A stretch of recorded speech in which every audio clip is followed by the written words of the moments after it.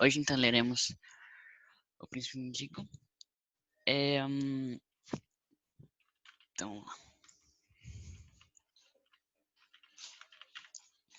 in Fenchurch Street, a fair child in costly apparel stood on a stage to welcome His Majesty to the city. The last verse of his greeting was in these words: "Welcome, O King, as much as hearts can thank. Welcome again, as much as tongue can tell.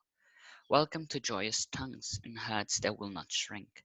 God thee preserve, we pray and wish thee ever well."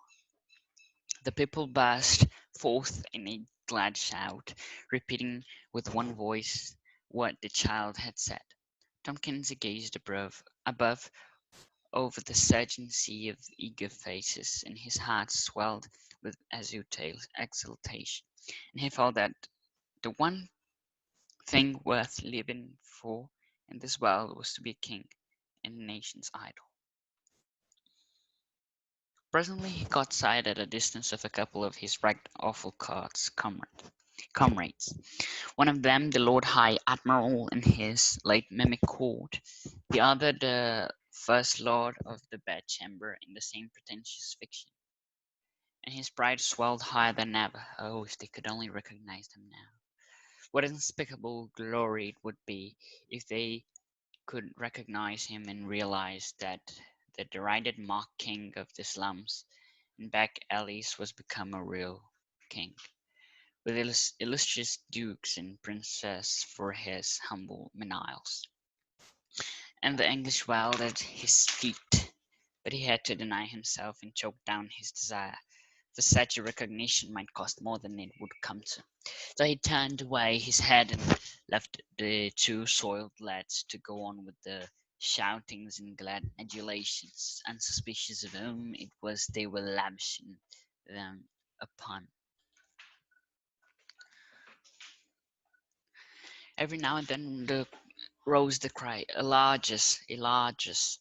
and Tom responded by scattering a handful of bright new coins abroad for the multitude to scramble for it. The chronicler said, "At the upper end of Grace Church Street, before the sign of the Eagle, the city had erected a gorgeous arch, beneath which was a stage which stretched from one side of the street to the other. This was an historical pageant representing the king's immediate progenitors. There sat Elizabeth of York, in the midst of an immense white rose, whose petals formed elaborate fur bellows around her. By her side was Henry the Seventh, issuing out of a vast red rose disposed in the same manner. The hands of the royal pair were locked together, and the wedding ring ostentatiously displayed. From the red and white roses proceeded a stem, which reached up to a second stage occupied by Henry VIII, issuing from his side.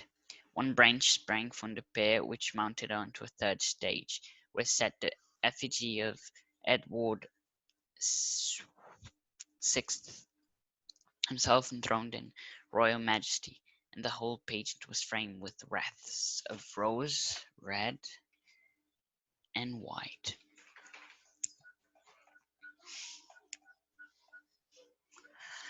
Na Fenchurch Street, na rua Fenchurch, uma, uma criança com roupas caras estava num stage, num palco, para dar bem-vindas à majestade na cidade. Os últimos versos do seu cumprimento estavam nestas palavras: "Bem-vindo ao rei, tanto quanto os corações podem pensar. Bem-vindo, de novo, tanto quanto a língua pode contar. Bem-vindo às línguas jocosas, felizes, e os corações que não murcharão, ou que não se encolherão. Deus te guarde, nós oramos, e te deseje sempre bem." O povo explodiu num grito de alegria, repetindo com uma só voz o que a criança tinha dito. Então Kant olhou sobre o mar de faces, do surgente mar de faces ansiosas, e o seu coração inchou com exultação. Ele sentiu que uma coisa que valia a pena ser vivida neste mundo era ser rei e o ídolo da nação. Agora ele olhou e na distância viu os seus camaradas, um grupo de um par de camaradas de Awful Court. Um deles é o o senhor admirante, o grão-almirante, o senhor grão-almirante, na sua última corte de mímica. E o outro, o primeiro Lorde do Quarto de Dormir, na mesma ficção pretensiosa. Seu orgulho cresceu mais do que nunca. Oh, se eles pudessem reconhecê-lo agora. Que glória indescritível seria se eles pudessem reconhecê-lo e perceber que o zombeteiro rei das favelas e becos se tornara um verdadeiro rei, com ilustres duques e príncipes, com seus humildes servos e com o mundo inglês aos seus pés. Mas ele tinha que se negar a si mesmo e sufocar seu desejo, pois tal reconhecimento poderia custar mais do que viria a ter. Então ele virou a cabeça e deixou os dois rapazes sujos continuarem com seus gritos e adulações alegres, insuspeitosos de quem eles os estavam esbanjando.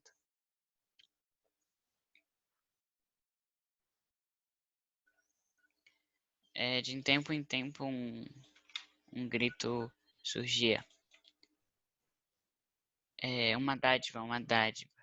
Então respondeu, espalhando um punhado de novas moedas brilhantes no exterior para a multidão notar.